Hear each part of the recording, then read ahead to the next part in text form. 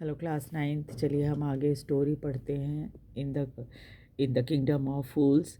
और अब तक हमने देखा था कि जब राजा को ये मालूम हुआ कि व्यापारी के घर की दीवार गिरने से चोर की डेथ हो गई है, मृत्यु हो गई है, तो और उसके भाई ने जब कंप्लेन की, चोर के भाई ने, तो राजा ने मर्चेंट को बुलवाया और मर्चेंट ने ये बताया कि वो उसके पिता के समय में वो दीवार बनाई गई थी और वो कमज़ोर थी, इस वजह से वो गिर गई।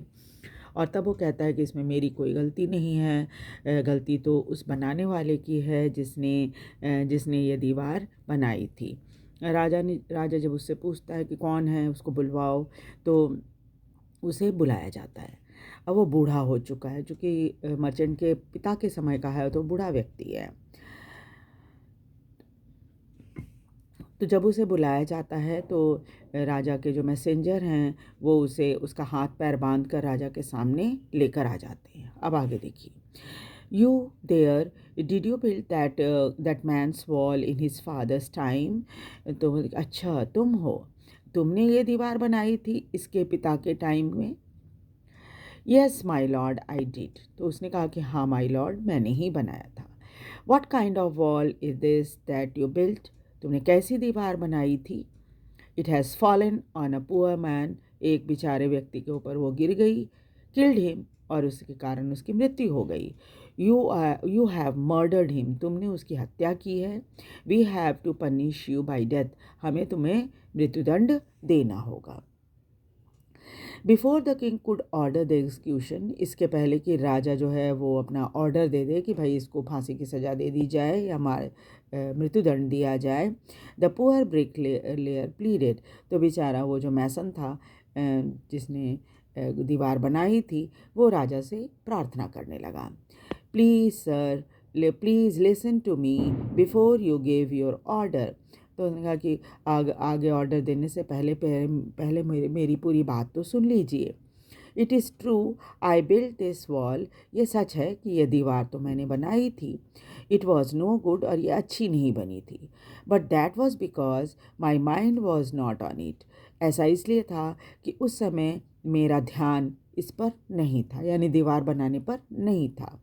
I remember very well a dancing girl who was going up and down the street all day with her anklets jingling.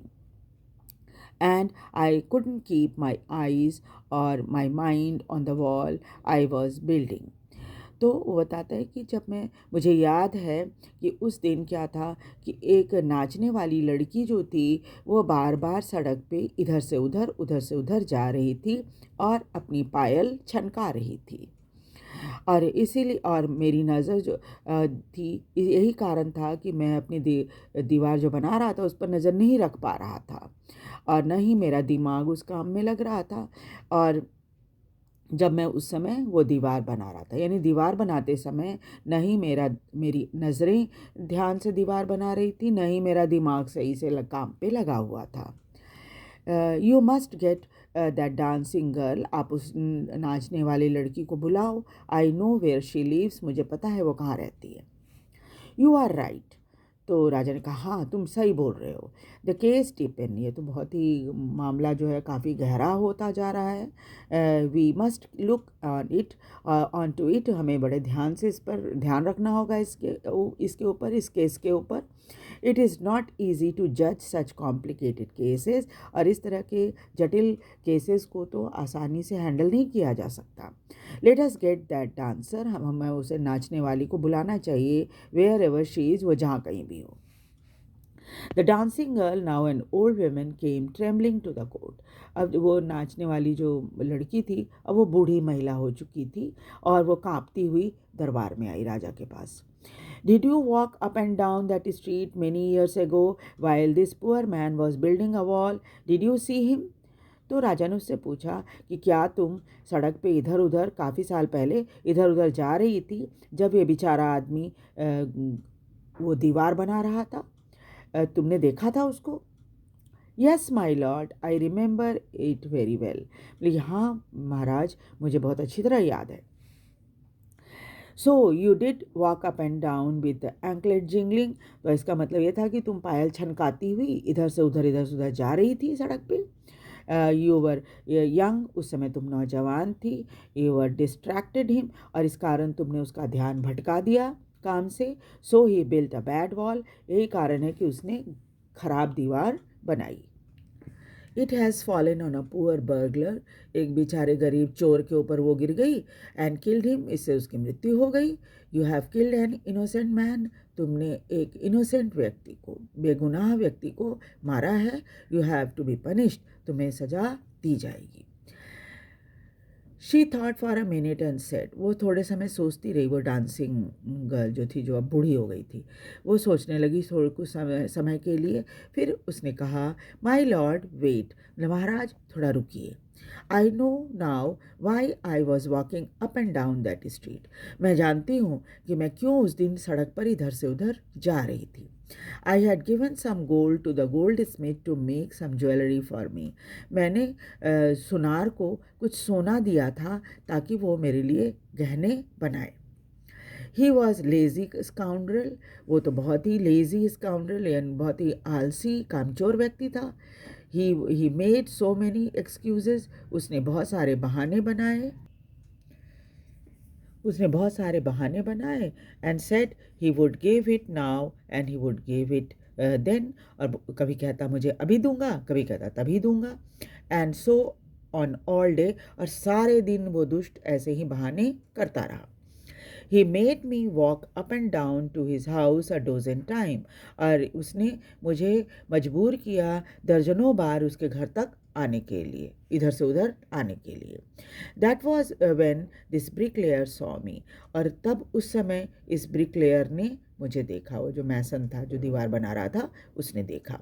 It is not my fault, ये मेरी गलती नहीं है my lord, Maharaj, it is the dam gold Smiths fault, ये उस gold Smith की fault है। Dam हम कहते हैं ना, जैसे गुस्से में कहते हैं किसी के बारे में दोष लगाते हैं, मेरा डैम गोल्ड स्मिथ, वो शायद बदमाश गोल्ड स्मिथ की फॉल्ट थी। Poor thing, she is absolutely right, बोले अच्छा बेचारी बिल्कुल सही बोल रही है। थॉट द किंग, राजा ने मनी मन सोचा, वेइंग द एविडेंस, सारे सबूतों को नापने तौलने के बाद, we have got the real culprit at last, आखिरकार हमें जो असली दोषी है वो मिल गया है। गेट द गोल्ड स्मिथ, तुरंत गोल्ड स्मिथ को लाओ। Wherever he is hiding, जहाँ कहीं भी वो छिपा हुआ, एट वंस, तुरंत लाओ। The Kings bailiff search for the gold Smith, अब राजा के जो सिपाही लोग थे जो वो ढूंढने लगे गोल्ड स्मिथ को। वो was hiding in the corner of his shop, वो अपनी ही दुकान के कोने में छिपा हुआ था।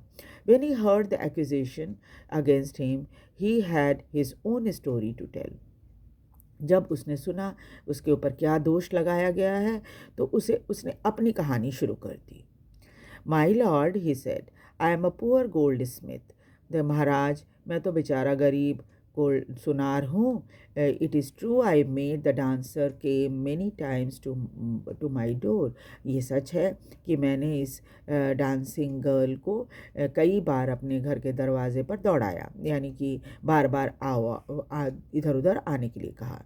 I gave her jewellery before I gave her excuses, मैं उसके सामने बहाने करता रहा, because I couldn't finish making her jewellery before I finish the rich merchants order, मैं उसकी ज्वेलरी नहीं बना सकता था क्योंकि इसके पहले कि मुझे एक अमीर मर्चेंट के ऑर्डर को पूरा करना था, यानी अमीर मर्चेंट के लिए ज्वेलरी बना रहा था मैं, इसलिए मैं इसको बहाने कर रहा था कि अभी आओ, थोड़ी देर बाद आओ, तभी आओ।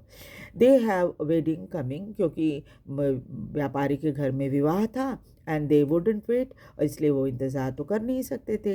You know how impatient rich mans are, आपको पता है अमीर लोग में ना धैर्य जैसी कोई चीज़ ही नहीं होती। Who is this rich merchant who kept you from finishing this poor women's jewellery, made her walk up and down, which distracted this bricklayer, which made mess of his wall, which has now fallen on an innocent man and killed him.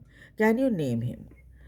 तो राजा ने उससे पूछा कि भाई ऐसा है कि कौन है वो अमीर व्यापारी मुझे बताओ, जिसकी वजह से तुमने इस बेचारी महिला का ज्वेलरी पूरा नहीं किया, उसे बार बार अपने घर में दौड़ाया, और फिर उसके बाद जिसके कारण क्या हुआ, इस ब्रिकलेयर की जो ध्यान था वो भटक गया, और उसने बेकार सी दीवार बनाई जो कि एक बेचारे निर्दोष आदमी के ऊपर गिर गया, और इसके कारण उसकी मृत्यु हो गई।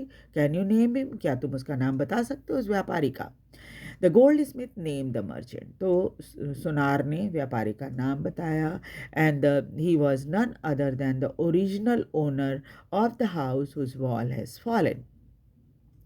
तब क्या हुआ कि जब सुनार ने व्यापारी का नाम बताया, तो ये और कोई नहीं, वही ओरिजिनल ओनर था जिसके घर की दीवार गिर गई थी। Now justice had come full circle, thought the king. तो राजा ने मन में मनी मन सोचा कि वह चलो, न्याय का जो सर्कल था वो तो वही आकर अटक गया। बैक टू द मर्चेंट, फिर वापस मर्चेंट के ऊपर ही आ गया। When he was rudely summon back to the court he arrived crying. तो जब उसे बहुत ही बेरुखी से, बहुत ही सख्ती से बुलाया गया, समन किया गया कि भाई तुम कोर्ट में आओ, तो राजा के दरबार में, तो वो बेचारा आया तो सही, रोता हुआ आया। It wasn't me but my father who order the jewellery. तो उसने कहा, सरकार ऐसा है कि ये जो ज्वेलरी थी ये तो मेरे पिता ने बनवाई थी, ऑर्डर दी थी, मैंने थोड़ी दी थी। ही इज़ डेड, अब तो मेरे पिताजी की मृत्यु हो गई, आई एम इनोसेंट, मैं तो भाई निर्दोष हूँ। But the king consulted his minister. तब राजा ने, लेकिन राजा क्या किया, अपने मिनिस्टर से उसने सलाह मशवरा किया, एंड रूल डिसाइसिवली, और बिल्कुल जो ये होता ऑर्डर होता है ना, उसने दे दिया। It is true your father is a true murderer. ये बात सच है कि तुम्हारे पिता जो है असली हत्यारे हैं। ही इज़ डेड, अब वो मर गए। But somebody must be punished in his place, लेकिन उनकी जगह पे किसी न किसी को तो पनिशमेंट मिलना चाहिए। You have inherited everything from his criminal fathers of your. अपने हत्यारे पिता की का सब चीज़ तुमने इनहेरिट किया है, मतलब तुमको विरासत में मिला है पिता का सब कुछ। Everything from his riches as well as his sin. तो उनके धन संपत्ति भी तुमको मिली है, उनके सारे पाप भी तुमको मिले हैं। I knew at once, even when I first set eye on you, मैं तो तुरंत ही समझ गया था जैसे ही तुम पर मेरी नज़र पड़ी थी, that you were the root of the horrible crime। तुम ही इस मुसीबत, ये जो गंभीर घटना हुई है, हत्या हुई है, इसके जड़ में तुम ही हो। You must die, तुम्हें तो मरना ही पड़ेगा। And he ordered a new stake to be made ready for execution. और फिर जहाँ पर उसको सज़ा देनी थी, मृत्युदंड देना था, वहाँ पर एक नए स्टेक बनाया गया, और सर्वेंट शार्पेंड द स्टेक। और फिर जो नौकर थे उन लोगों ने पहले उसको बहुत तेज किया, and got it ready for the final impaling of the criminal. और फाइनली उसको क्रिमिनल को मृत्युदंड देने की तैयारी कर ली गई। It occur to the minister that the rich merchant was somehow too thin to be properly executed on the stake. लेकिन मिनिस्टर को तब ये बात समझ में आई कि अमीर व्यापारी जो है कुछ ज़्यादा ही दुबला पतला है, और उसे प्रॉपर तरीके से उस स्टेक पर मृत्युदंड नहीं दिया जा सकता। He appeal to the king's common sense, इसलिए राजा को उसने ये बात समझाई। The king too worried about it, राजा को भी उसकी चिंता हो गई। What shall we do? He said. उसने पूछा कि क्या करें अब। When suddenly it struck him that all they needed to do was to find a man fat enough to fit the stake. और तभी उसके दिमाग में ये बात आ गई कि बस उनको एक ऐसा व्यक्ति चाहिए जो स्टेक पर पूरी तरह से फिट हो जाए। The servant immediately sent all over the town looking for the man who would fit the stake. इसलिए नौकरों को तुरंत शहर में भेजा गया कि एक व्यक्ति ऐसा ढूंढ कर लाओ जो इस स्टेक में पूरी तरह से फिट हो जाए। And their eyes fell on the disciple who had fattened himself for months on banana, rice, wheat and ghee. और तब उनकी नज़र, नौकरों की नज़र उस चेले पर पड़ी जो अब कई महीनों से खा पी कर मोटा ताज़ा हो गया था, बनाना, राइस, व्हीट और घी वगैरह खाकर। जब राजा के नौकरों ने उसे पकड़ा तो उसने कहा कि what have I done wrong, I am innocent, I am सन्यासी, ही क्राइड। बेचारा रोते हुए बोला कि भाई हमने क्या गलती की है, मैं तो बिल्कुल इनोसेंट हूँ और मैं तो सन्यासी हूँ। That may be true. तो नौकरों ने कहा कि ये ठीक होगा, सच होगा, but it is royal decree, लेकिन राजा का यही ऑर्डर है that we should find a man fat enough to fit the stake. हमें एक ऐसे मोटे व्यक्ति की ज़रूरत है जो हमारी स्टेक पर बिल्कुल फिट हो। और carried him to the place of execution, और उसको पकड़कर उस जगह पर ले गए जहाँ पर उसको मृत्युदंड दिया जाना था। He remembered his wise guru's word. तब चेले को अपने ये विद्वान गुरुजी जो थे उनकी याद आई, उनकी बातें याद आई। This is a city of fools, ये बेवकूफ़ों का शहर है। You don't know what they will do the next, तुम नहीं जान सकते कि वो किस समय क्या करेंगे, अगली बार वो क्या कर देंगे। While he was waiting for death, जब वो मृत्यु का इंतज़ार कर रहा था, he prayed to his guru in his heart, वो मनी मन अपने गुरु जी से प्रार्थना कर रहा था, asking him to hear his cry wherever he was, और वो उनसे प्रार्थना कर रहा था कि इस तरह से उनकी पुकार को, उनके जो वो रो रहा है उसको वो सुन ले। The Guru saw everything in vision, गुरु जी ने को अंतर्दृष्टि थी, उन्होंने देख लिया कि गुरु उनका चेला परेशानी में है।